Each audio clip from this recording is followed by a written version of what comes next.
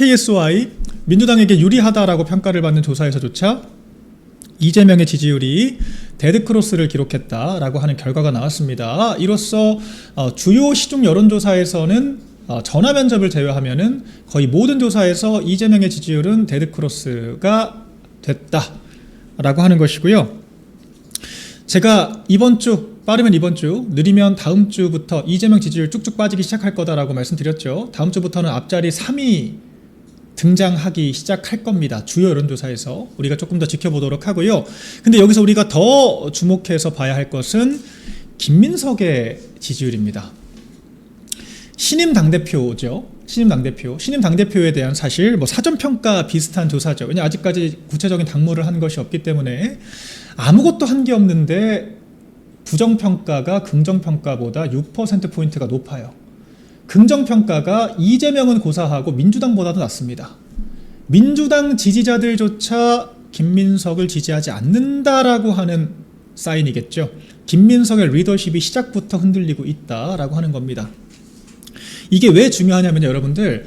이게 일단 당선이 되면요, 심지어 상대 정당을 지지했던 사람들도 일단은 힘을 실어줍니다. 허니문이라고 우리가 얘기를 하죠. 이재명이 과반 안 되게 당선됐지만 집권 초에는 60%까지 가는 경우도 있었어요. 김민석도 마찬가지입니다. 일단 민주당에서 뽑아놨으면 민주당원들은 적어도 일단 힘 실어줘 보자라고 할 법도 한데 시작부터 민주당보다 지지율이 낮다? 이게 뭘 뜻하겠습니까? 민주당이 이미 전당대회를 거쳐서 사실상 분당 수순으로 갈 수밖에 없다라고 하는 거, 그리고 이 김민석의 리더십이라고 하는 게 민주당의 끝발이 통할 수가 없다라고 하는 게 총체적으로 드러나고 있는 겁니다. 오늘 또 김어준 방송에서 이 친청계 최고위원들 3명만 또 불러서 인터뷰를 했더라고요. 구체적인 이야기들, 이제 대놓고 이 김민석에 대해서 평가를 하는 그런 내용들이 나오지는 않았습니다만 이 최고위 풍경 자체가 앞으로 어떻게 펼쳐질지가 가늠이 되는 순간이죠. 이재명 지지율이 30%대를 기록하는 순간, 그리고 이 친명 그룹들의 득표력이라고 하는 것에 의구심이 생기는 순간, 이재명을 간판으로 선거를 치를 수 있겠냐라고 하는 물음표가 뜨는 순간, 그때부터 정말 파국이 시작될 수가 있다라고 하는 겁니다. 지금 당장 김민석이 실권을 잡고는 있지만 이 민주당 내 야당 현재 정청래 그룹들이 훨씬 유리한 고지를 선점했다라고 볼 수 있어요. 왜냐하면 김민석은 앞으로 지지율 등에 대한 결과에 책임을 져야 되는 위치입니다. 이재명이 꾸역꾸역 서울시장 보궐선거를 한 해 더 늦춘다라고 하더라도, 직접적인 선거를 통한 재신임이 없다라고 하더라도 민주당의 지지율이 국민의힘보다 한참 떨어지는 결과가 나오면 당내에서 회의론이 분출될 수밖에 없거든요. 총선 지면요, 이재명 끌려 내려오는 거 1도 아니라고 하는 거 이재명도 알고 정청래도 알고 민주당 전체가 다 알아요. 그렇기 때문에 김민석은 자기 지지율로 쇼앤프루브를 해야 되는 입장이고, 친청 그룹들은 견제만 하면 되는 입장인데 이미 시작부터 민주당보다 지지를 못 받고 있는 김민석이기 때문에 과연 끝발이 먹힐까, 이런 생각이 들고요. 지금 김민석식의 리더십이 상당히 희화화가 되고 있어요. 여러분들 그 이재명이 SNS로 김민석, 당시 총리였던 김민석에게 업무 지시 내리고 하는 것들, 굉장한 비판을 받았던 거 기억을 하실 겁니다. 무슨 국정운영이 애들 소꿉놀이 하는 것도 아니고, 우리가 무슨 부모님한테 인스타그램 알려드렸더니 인스타그램 그 게시물로 가족 모임 잡는 것도 아니고, 누가 국정을 이런 식으로 합니까? 우리가 업무 보고라고 하는 것은 국정의 매우 내밀한 부분들에 대해서 정비가 되어 있고 정리가 되어 있는 결론이 맺어진 페이퍼를 보고를 받는 것이지, 업무 지시를 SNS로 한다, 이런 쇼질도 쇼질이 없죠. 그때 굉장한 망신을 당했는데 김민석이 그 짓을 지금 또 하고 있습니다. 당대표가 되니까 이 사무처 직원들한테 SNS를 어떻게 운영할 거다, 민주당 TV를 어떻게 운영할 거다, 홍보 방식을 다 바꿔줘야 한다라고 SNS로 업무 지시를 하고요. 사무처 국장이 SNS로 화답을 하는, 그 카톡으로 하세요. 텔레그램으로 하시든지, 아니 DM으로 하셔도 되잖아요. 우리가 왜 이런 지시를 내리고 말고 하는 것들을 SNS로 봐야 하죠? 이건 무슨 신종 쇼질입니까? 정치는 결과물로 보여주는 거지, 나 뭐 하고 있어요 광고하는 게 정치가 아니에요. 첫 최고회의에서도 조희대 대법원장을 향해서 국민들이 걸게 할 것이다, 현학적인 메시지를 올렸다가 대체 언제 쌍팔년도씩 정치하고 있냐, 문매를 맞았는데, 이렇게 영포티, 이런 게 영포티라는 말이 딱 맞는 것 같아요. 이런 허섭스러운 업무 지시했다가 또 참 민주당의 당무의 수준이 얼마나 떨어질지 예측이 되는 부분이고요. 민주당의 뉴스를 민주당 TV로 송출하겠다라고 하면서 뭐 유튜브를 재정비를 하겠다라고 하는데 이게 또 김어준을 겨냥한 게 아니냐라고 하는 해석이 많습니다. 김어준이 유튜브를 통해서 민주당의 당심, 여론을 주도한다라고 하는 생각이 드니까 이제 당권을 활용해서 유튜브 만들어서 나 똑같이 해보겠다 이렇게 해석이 되는데 잘 될지는 모르겠습니다. 왜냐하면 사실 김어준 씨가 우리 입장에서는 좀 이상한 사람이긴 하지만 그 프레임 잡고 당원들 끌고 다니는 피리 부는 사나이 역할은 톡톡히 하거든요. 근데 김민석 지금 당대표의 현재 당무 수행 역량을 보자면 그것과는 상당히 좀 거리가 멀어 보인다. 그저 배신의 역사로 점철된 노무현 대통령 당시에도 내가 죽여버리겠다고 한겨레가 쓴 기사입니다.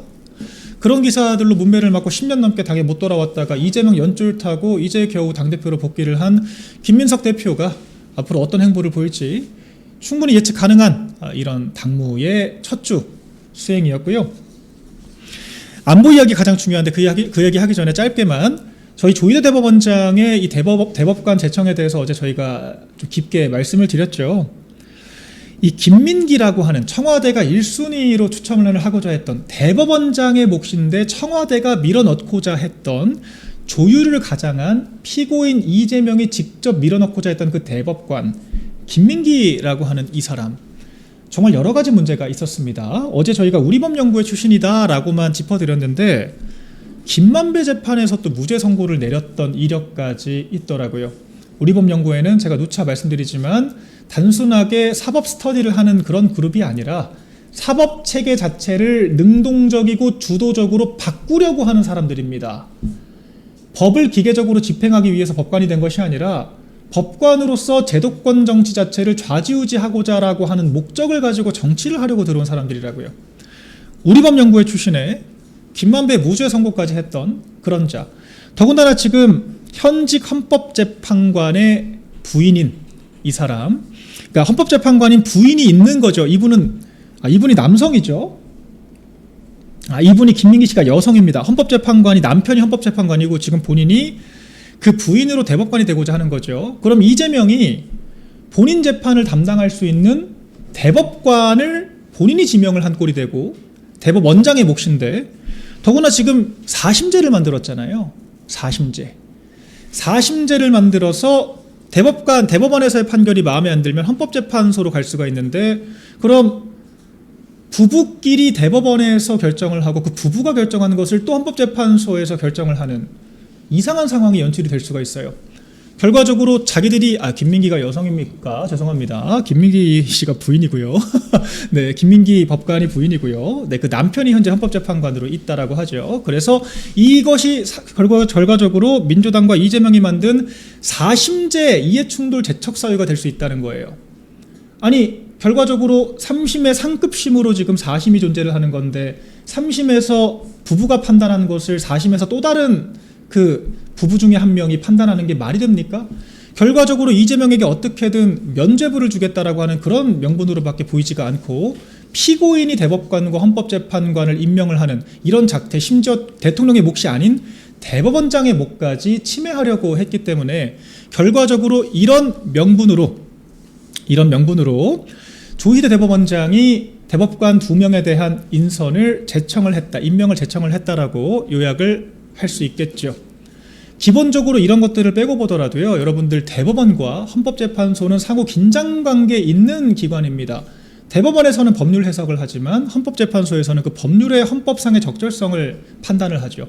그렇기 때문에 상충되는 판결과 결정을 할 수밖에 없는 게 두 기관의 특성입니다. 그런데 그 두 기관에 부부가 한 명씩 나눠서 대법관을 하고 헌법재판관을 한다? 상식적으로 말이 안 되죠. 이와 같은 재척 사유가 있음에도 불구하고 김만배에게 무죄를 주고 우리 법 출신이기 때문에 무리하게 밀어넣고자 했다라고 하는 해석밖에 가능하지가 않습니다.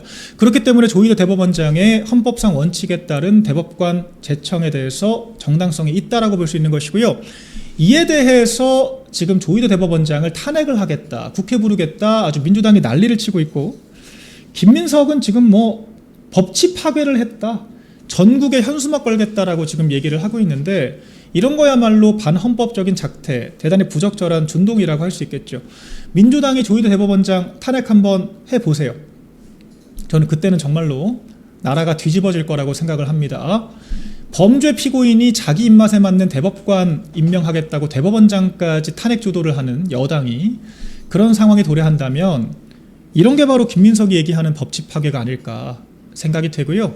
지금 현수막 달고 다닐 때가 아니라 지금 이런 방식으로 정치를 해서 이재명과 커플링돼서 과연 차기 총선 치를 수나 있을까에 대해서 진지한 성찰과 숙고가 민주당 내 필요하겠다라는 생각이 듭니다. 여러분, 이것보다 지금 더 심각한 것이 지금 우리나라의 한미동맹과 안보 상황입니다.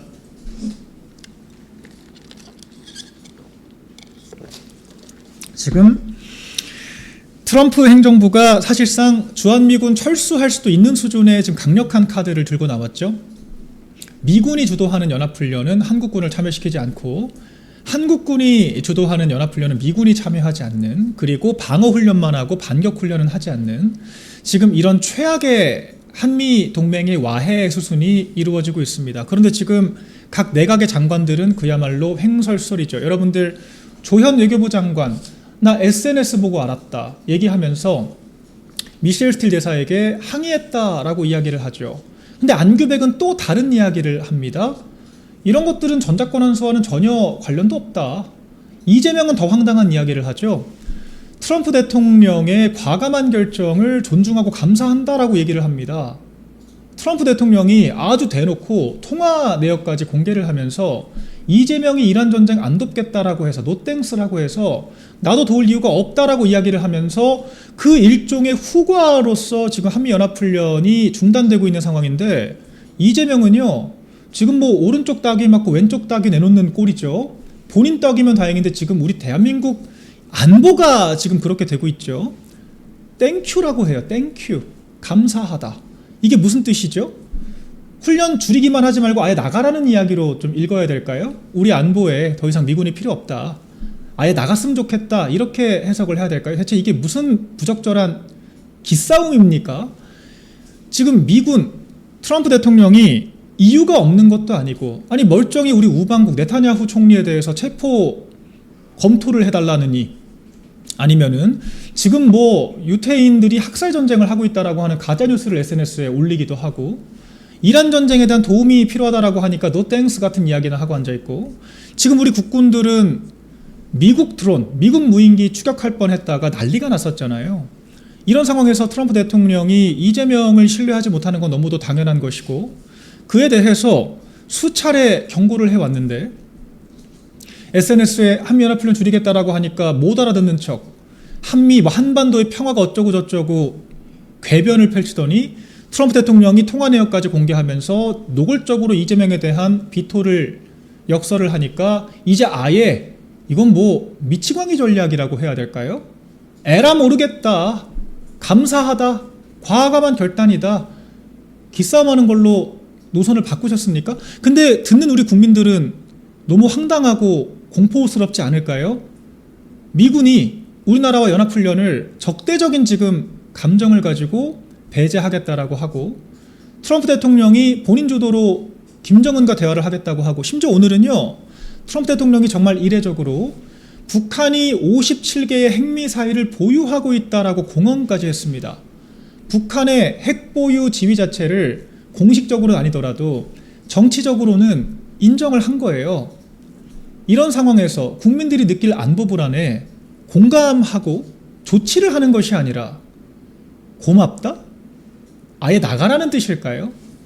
여러분, 한미동맹 와야 되면 우리나라 안보 상황이 어떻게 될지 더 설명할 필요도, 초등학생들도 이해를 하고 있습니다. 트럼프 대통령이 북한의 핵미사일 비대칭 전력을 인정했다라고 하는 건 우리나라가 비대칭 전력에 의해서 안보 위기에 놓여 있다라고 하는 반증이기도 해요. 핵무기는 오로지 핵무기로만 막을 수 있습니다. 더 정확히는 서로가 같이 공멸할 수 있다라고 하는 공포감이 힘의 균형을 유지하게 만드는 겁니다. 그럼 우리나라에 뭐가 필요하죠? 트럼프 대통령이 우리나라 군대와의 이런 커플링, 군대와 이런 연합훈련들 다 줄이고 방위비 증가 요구하다가 진짜 군대 뺄 수도 있다라고 하는 상황까지 간다라고 했을 때 57개 핵미사일 보유하고 있는 북한을 우리나라가 무슨 수로 방어를 할 수 있죠? 두 가지밖에 없습니다. 한미동맹을 더욱 강화해서 미국의 핵우산 혹은 전술핵을 우리가 배치를 하는 것, 또 하나는 우리가 자체적인 핵무장을 하는 거죠. 그런데 이재명 정부는 트럼프 대통령에게 고맙다라고 지금 기싸움하면서 정작 안규백이 오늘 한 얘기는 두 가지입니다. 전술핵 배치할 생각 없다. 한반도는 비핵화되어야 한다. 이 말을 요약을 하면은 미군의 도움도 받기 싫고 자체 핵무장도 할 생각이 없다는 것이고, 북한의 57개 핵미사일에 우리 국민들의 안보를 고스란히 노출시키겠다라고 하는 결론밖에 되지 않습니다. 이거는 우리나라의 안보를 북한에게 상납한 것과 다르지 않다라고 저는 평가를 합니다. 그렇지 않습니까? 우리가 육해공, 예비군 아무리 기간 늘려서 백병전할 역량이 있다라고 하더라도 이런 재래식 무기들은요, 지금 재래식 미디어들이 무력한 것처럼 비대칭 전력의 핵미사일이라고 하는 비대칭 전력 속에서는 아무런 값어치가 없습니다. 북한이 우리가 핵미사일 쏴도 보복당할 위협이 없네, 한국은 격추할 능력도 없네 라고 판단이 들면요, 쏘면 끝나는 거예요. 쏘면 끝나는 겁니다. 그렇기 때문에 미군이라도 우리나라에 들어와 있어서 우리나라 영토를 타격하면 미국에 대한 선제 타격이 될 수가 있기 때문에, 선전포고가 될 수 있기 때문에 미국과의 전쟁이 될 수가 있다라고 하는 공포심 때문에 핵미사일을 쏘지 못하고 전쟁을 일으키지 못하는 북한의 그 공포감을 우리가 이용해야 한다는 거죠.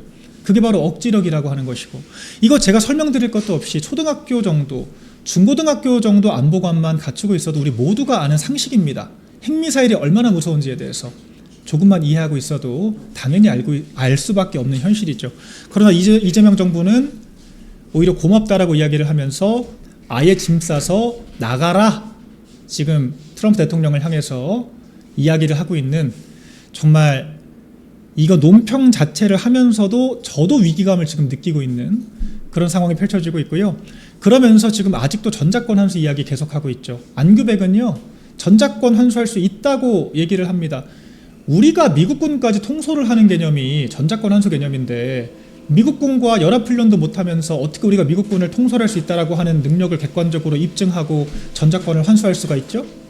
한미연합훈련이 줄어들었다라고 하는 것 자체가 전작권 환수가 불가능하다는 뜻이에요. 미군이 아예 철수를 하면요, 한미연합작전사가 아니라 그냥 우리 국군에 대한 지휘 통제는 할 수 있겠죠. 근데 이미 그렇게 된 순간 우리나라가 파국으로 갔다라고 하는 거 우리 모두가 알고 있습니다. 이 와중에요, 안규백 장관에 대해서 오늘 또 탈영병 의혹이 한 번 더 국회에서 제기가 됐죠. 안규백이 참 말장난도 이런 말장난이 없습니다. 지금 안보를 이렇게 박살을 내놓고 빈청 초소근무 세우게 만들고, 지금 미국에 드론 격추할 뻔했다라고 하는 여러 가지 사태들 때문에 미군으로부터 여러 정보들도 제공 못 받고 연합훈련도 전부 다 지금 줄줄이 깨지고 있는 판에, 이런 판에 지금 전작권 환수 타령이나 하는 걸로 모자라서 이런 말장난이나 치고 있죠. 아들이 되고 말고 할 것도 없이 그냥 병적 증명서를 가지고 나오시면 되잖아요. 왜 이렇게 말장난을 합니까?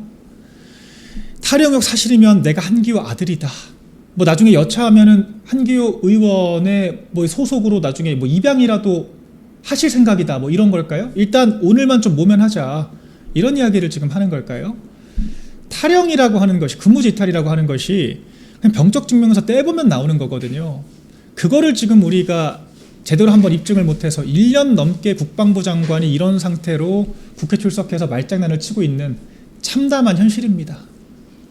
대한민국의 국방안보가 탈영병 의혹을 받고 그 의혹을 이따위로 해명하는 막장 장관에게 맡겨지고 있다라고 하는 거, 그런 장관들 손에 의해서 트럼프 대통령에게 한미연합훈련 줄여줘서 땡큐 얘기하는 이 대통령에 의해서 총체적으로 유린당하고 있다라고 하는 게 오늘날의 현실이고요.